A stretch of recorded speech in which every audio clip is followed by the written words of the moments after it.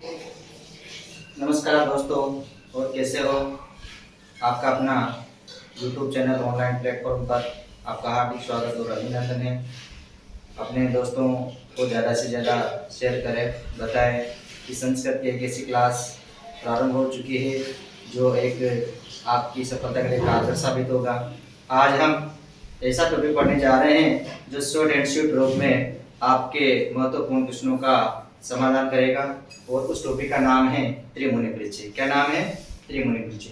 दोस्तों देखिए, त्रिमुनि सबसे पहले अपन देखते हैं कि त्रिमुनि जो शब्द है, इस त्रिमुनि शब्द में कौन सा समास है। त्रिमुनि शब्द में समास, त्रिमुनि शब्द में समास तो कौन सा समास है? बहुत सारे व्यक्ति ज्यादातर इसको द्विगु समास बताते हैं। क्या बताते हैं? द्विगु समास। लेकिन दोस्तों इसमें द्विगु समास नहीं होकर के और कौन सा समास होगा? अव्ययभाव समास। कौन सा समास होगा? अव्ययभाव समास। कौन सा समास होगा? अव्ययभाव समास। अव्ययभाव समास। क्योंकि आप सोचोगे कि त्रिमुनि में त्रि संख्या पहले है, इस कारण द्विगु समास होगा, तो द्विगु समास नहीं होकर के कौन सा समास होता है? अव्ययभाव समास। अव्ययभाव समास। और अगर अपन इसका विग्रह देखते हैं, समास विग्रह देखते हैं, क्या? समास विग्रह। तो समास विग्रह होगा त्रय मुनय, त्रयः मुनय, त्रय मुनय व्याकरणस्य, त्रय मुनय व्याकरणस्य इति त्रयमुनि, त्रय मुनय व्याकरणस्य इति त्रिमुनि। दोस्तों याद रखना, इसमें कौन सा समास नहीं होगा? द्विगु समास नहीं होगा। कौन सा नहीं होगा? द्विगु समास। नोट कि मुनि शब्द से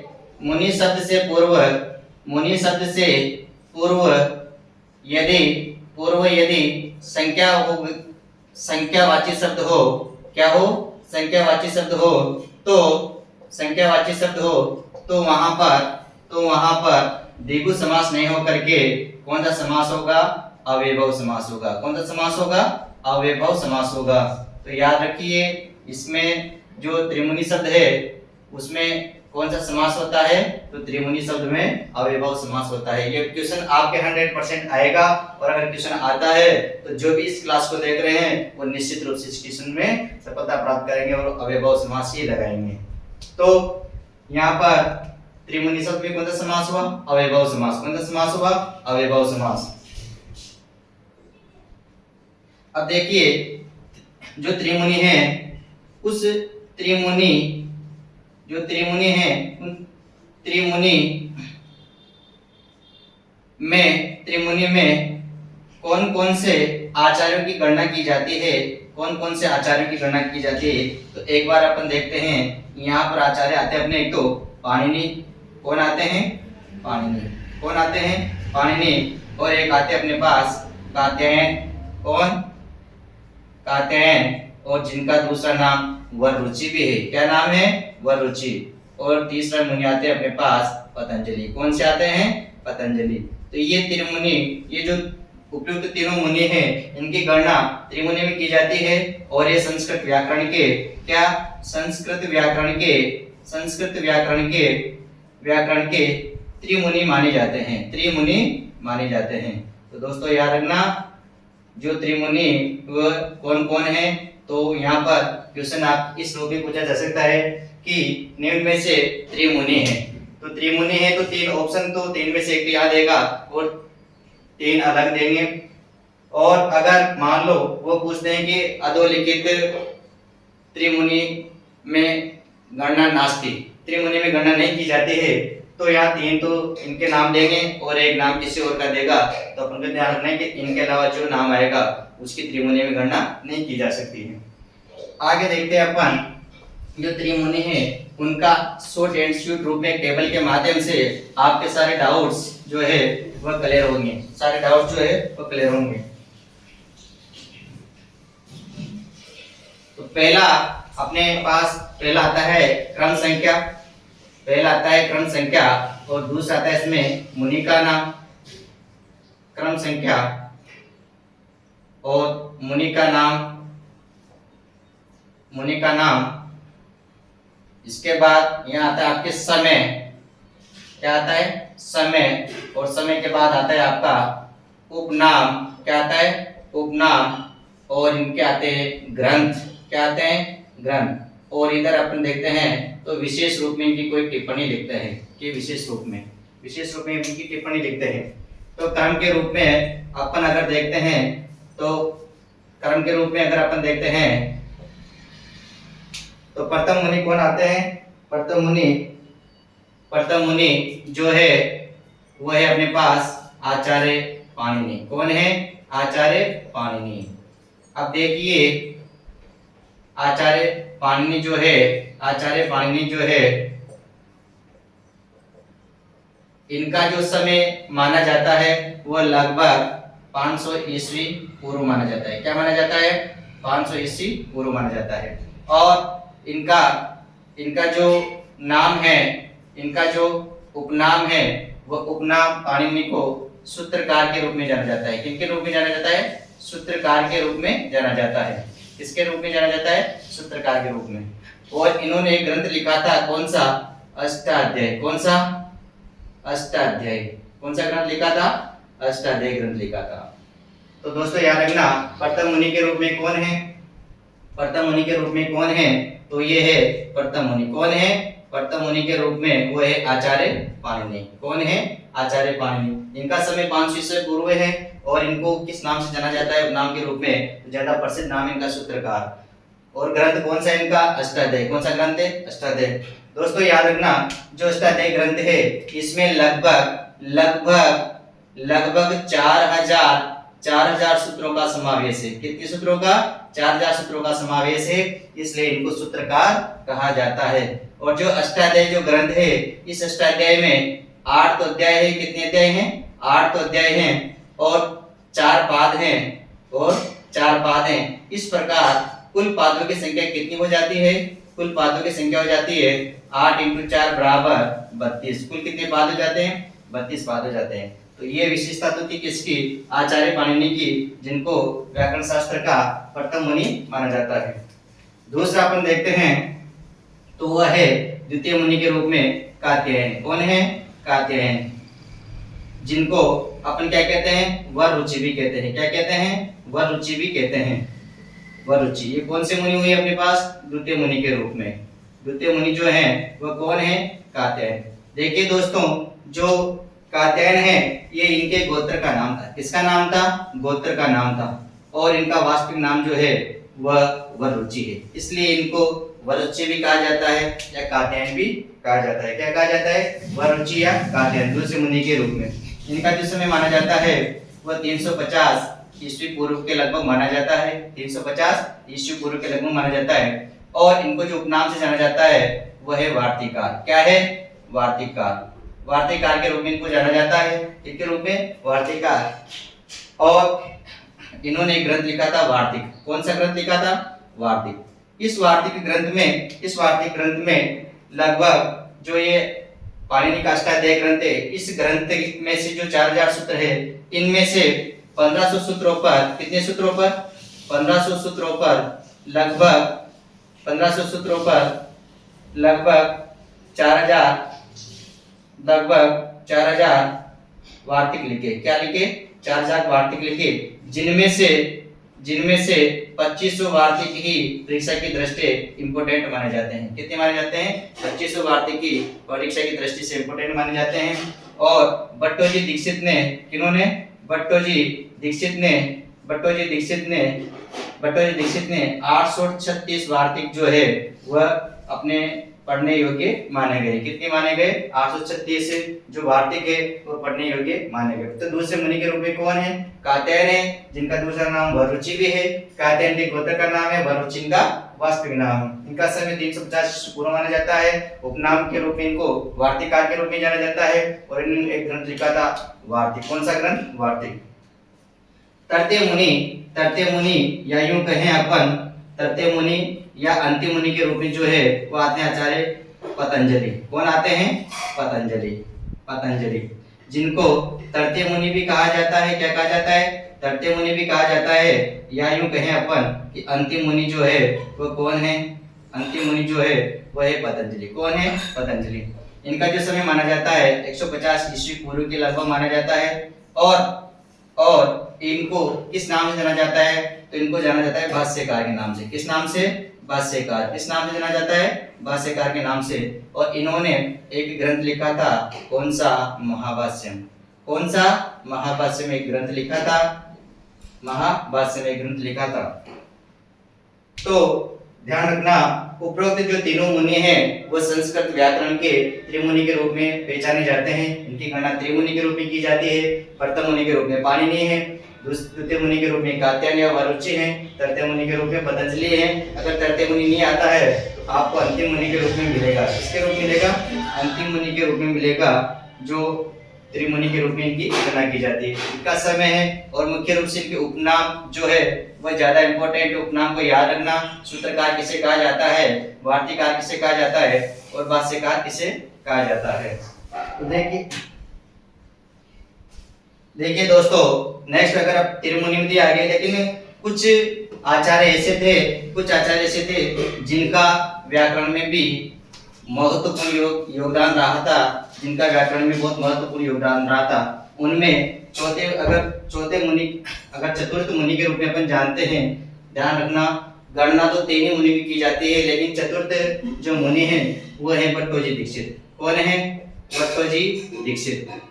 भट्टोजी दीक्षित है। इन भट्टोजी दीक्षित ने एक ग्रंथ लिखा था, वह था सिद्धांत कौमुदी। कौन सा था? सिद्धांत कौमुदी। कौन सा था? सिद्धांत कौमुदी। इस सिद्धांत कौमुदी जो ग्रंथ है, वो सिद्धांत कौमुदी जो ग्रंथ है, इस सिद्धांत कौमुदी ग्रंथ की एक विशेषता है कि ये व्याकरण का प्रथम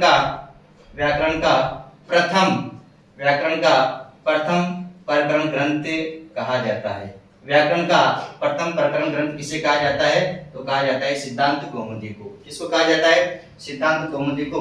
इसमें भी लगभग वही 4000 सूत्र थे अष्टाध्यायी के समान, लेकिन भट्टोजी दीक्षित ने उन सभी 4000 सूत्रों को समावेश किया और टॉपिक वाइज और प्रकरण वाइज, टॉपिक वाइज उन सभी सूत्रों को एकत्रित किया।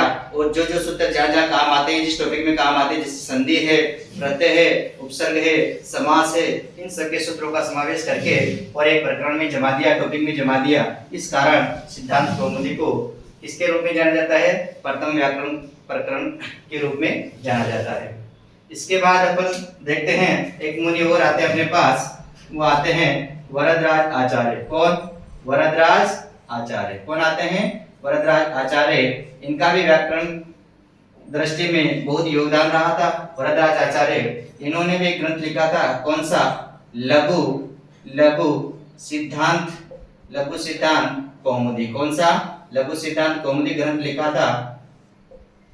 इस ग्रंथ में लगभग 1275 सूत्र ही अपने पास उपलब्ध होते हैं, जो कि संस्कृत व्याकरण में आज हम इनका क्या करते हैं? अध्ययन करते हैं। क्या करते हैं? अध्ययन करते हैं। 1275 सूत्र ऐसे उपलब्ध होते हैं जिनका आज हम अध्ययन करते हैं। तो ये मुख्य रूप से त्रिमुनि थे। त्रिमुनि में भट्टोजी दीक्षित का भी बहुत योगदान था, जिन्होंने सिद्धांत कौमुदी ग्रंथ लिखा और व्याकरण शास्त्र का प्रथम ग्रंथ माना जाता है। और वरदराज आचार्य जो है, तो वरदराज आचार्य, उन्होंने एक ग्रंथ लिखा था लघु सिद्धांत कौमुदी, जिनको परीक्षा की दृष्टि से आज अपन पढ़ते हैं। इनके जो सूत्र है, उन सूत्रों का ही समावेश व्याकरण में अपन आज करते हैं। आगे देखते हैं अपन इनका, आगे देखते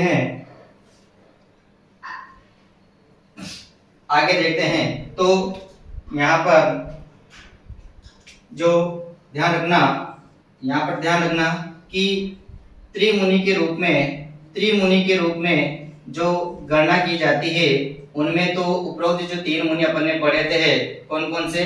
पाणिनि,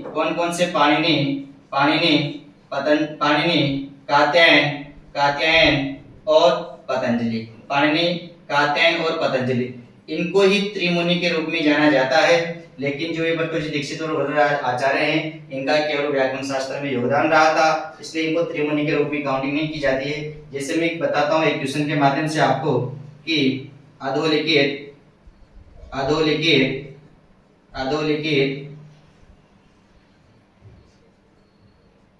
त्रिमुनि गणना नास्ति। अधोलिखित जो नीचे लिखे हुए हैं, उनमें त्रिमुनि के रूप में गणना नहीं की जाती है। तो पहला आता है अपना वरदराज, वरदराज आचार्य। दूसरा आता है अपना पाणिनि, पाणिनि। और तीसरा आता है वररुचि, वररुचि। और चौथा आता है अपना पतंजलि। कौन आते हैं? पतंजलि। तो दोस्तों आपका डाउट क्लियर हो गया होगा कि जो नीचे लिखे हुए हैं उनमें त्रिमुनि में गणना नहीं की जाती है। तो किसकी गणना नहीं की जाती है? वरदराज आचार्य की गणना नहीं की जाती है। तो ऑप्शन क्या हो जाएगा अपने पास? वरदराज आचार्य। क्या हो जाएगा? वरदराज आचार्य। तो मैं समझता हूं कि जो त्रिमुनि से संबंधित जितनी शॉर्ट एंड स्वीट बातें हैं वो आपने देखा, उसको समझा और आपके जो डाउट है वो क्लियर हो जाएंगे। अब ज्यादा से इसमें अगर अपन देखते हैं कि जो त्रिमुनि में जो पाणिनि है, प्रथम मुनि, इन पाणिनि का जो जीवन परिचय है वो थोड़ा सा मैं आपको समझाने का प्रयास करता हूं, ताकि कहीं ना कहीं आपके अगर क्वेश्चन आ जाता है तो उसमें आपका डाउट क्लियर हो जाएगा पाणिनि का। तो देखिए जो पाणिनि है, जो पाणिनि है उनका जो जीवन परिचय है उससे संबंधित मैं आपको बताता हूं कि इनका मुख्य रूप से जो जन्म माना जाता है वो कहाँ माना जाता है? सलातुर गांव में। कहाँ माना जाता है? सलातुर गांव में। और ये सलातुर पड़ता है कहाँ पर? लाहौर में। कहाँ पड़ता है? लाहौर में। और लाहौर कहाँ पड़ता था उस समय? पाकिस्तान देश में। कहाँ पड़ता था? पाकिस्तान देश में। इनका जन्म सलातुर गांव लाहौर पाकिस्तान में हुआ था। इनके पिता का नाम, इनके पिता का नाम क्या था? पणिन था। पिता का नाम क्या था? पणिन था। और इनकी माता का नाम क्या था? माता का नाम इनकी दाक्षी था। क्या था इनके माता का नाम? इनकी माता का नाम दाक्षी था। माता का नाम जो दाक्षी था। और अपन देखते हैं कि इनकी जो शिक्षा है वो इनकी शिक्षा है वो शिक्षा इनकी कहाँ प्राप्त हुई थी? इनकी शिक्षा जो प्राप्त हुई थी वो थी तक्षशिला। कहाँ पर? तक्षशिला विश्वविद्यालय में। तक्षशिला विश्वविद्यालय में। कहाँ प्राप्त हुई थी? तक्षशिला विश्वविद्यालय में इनकी शिक्षा प्राप्त हुई थी, जो रावलपिंडी पाकिस्तान में है। कहाँ है? रावलपिंडी, रावलपिंडी पाकिस्तान में स्थित है। अब इन जो इनके सहायक थे, जो इनके सहपाठी थे, वह सहपाठी थे वह कौन थे? तो कात्यायन इनके सहपाठी थे। कौन थे इनके सहपाठी? कात्यायन इनके सहपाठी थे। और जो पाणिनि के जो शिष्य हैं उन शिष्यों को क्या कहा जाता है? तो दोस्तों याद रखना, उन शिष्यों को कहा जाता है ओदन पाणिनि है। क्या कहा जाता है? ओदन पाणिनि इनके शिष्यों को कहा जाता है। अब आती है सबसे बड़ी बात कि इनके जो उपनाम हैं, इनके जो उपनाम है वो उपनाम कौन कौन से? देखिए पहले तो इनको सलांगी कहा जाता है। क्या कहा जाता है? सलांगी भी कहा जाता है। क्यों? क्योंकि इनका सलातुर गांव में जन्म होने के कारण सलांगी कहा जाता है। और इनको प्रथम मुनि भी कहा जाता है। क्या कहा जाता है? प्रथम मुनि कहा जाता है। इनको आदि आचार्य भी कहा जाता है। क्या कहा जाता है? आदि आचार्य भी कहा जाता है। और इनको सूत्रकार भी कहा जाता है। क्या कहा जाता है? सूत्रकार भी इनको कहा जाता है। क्या कहा जाता है? सूत्रकार। और इनको एक दाक्षी पुत्र भी कहा जाता है। क्या कहा जाता है? दाक्षी पुत्र भी इनको कहा जाता है। तो ये विशेष नाम है जिनको याद रखना। ज्यादा यहाँ पर पाणिनि से संबंधित जो नाम है इन्हीं को पूछा जाता है। तो ये सामान्य जानकारी किससे थी? पाणिनि की थी। और इनका जो एक ग्रंथ था कौन सा? वो व्याकरण शास्त्र का प्रथम ग्रंथ माना जाता है, वो है अष्टाध्यायी। कौन सा ग्रंथ है? अष्टाध्यायी। कौन सा ग्रंथ है? अष्टाध्यायी। कौन सा ग्रंथ है? अष्टाध्यायी। इस अध्याय में आपको पहले बताया कि 8 अध्याय हैं। कितने अध्याय हैं? 8 अध्याय हैं और 4 पाद हैं। तो प्रत्येक में कुल कितने पाद हो गए? कुल कितने पाद हो गए? 32 पाद। कितने पाद हो गए? 32 पाद। इसके बाद अपन देखते हैं, इसके बाद अपन देखते हैं जो अष्टाध्यायी ग्रंथ है। इस अष्टाध्यायी ग्रंथ में ये व्याकरण शास्त्र का प्रथम ग्रंथ माना जाता है। कौन सा माना जाता है? व्याकरण शास्त्र का प्रथम ग्रंथ माना जाता है। और इनके अन्य जो ग्रंथ है उन अन्य ग्रंथों में एक आता है इनका महाकाव्य। वो है एक तो जामवंती विजयम, जिसको अपन पाताल विजयम भी कहते हैं। क्या कहते हैं? पाताल विजयम भी कहते हैं। और ये संस्कृत शास्त्र का प्रथम महाकाव्य माना जाता है। क्या माना जाता है? प्रथम महाकाव्य माना जाता है। प्रथम महाकाव्य माना जाता है। तो आपके पास पाणिनि के जीवन पेश से संबंधित भी जो जानकारी थी वो मैंने दी, और मुख्य रूप से त्रिमुनि की जो जानकारी थी वो मैंने आपको बताई। मैं मानता हूँ कि आपको इस क्लास से एक बार देखने के बाद ही आपके जो सारे डाउट्स है वो क्लियर हो जाएंगे, और जो सामने आने वाला जो एग्जाम है बीएसटीसी एग्जाम में, बीएसटीसी और रीट का, वो आपके लिए बहुत ही कारगर साबित होगा। और ज़्यादा से ज़्यादा अपने दोस्तों को बताइए कि एक ऐसी क्लास अपन को मिलने जा रही है जो बिल्कुल डाउट क्लियर है। और संस्कृत बाय MK सर के नाम से इसको सब्सक्राइब कीजिए, लाइक कीजिए, अपने दोस्तों को शेयर कीजिए, उनके बारे में जानकारी बताइए। जय हिंद संस्कृतम, जय हिंद भारतम। थैंक्स।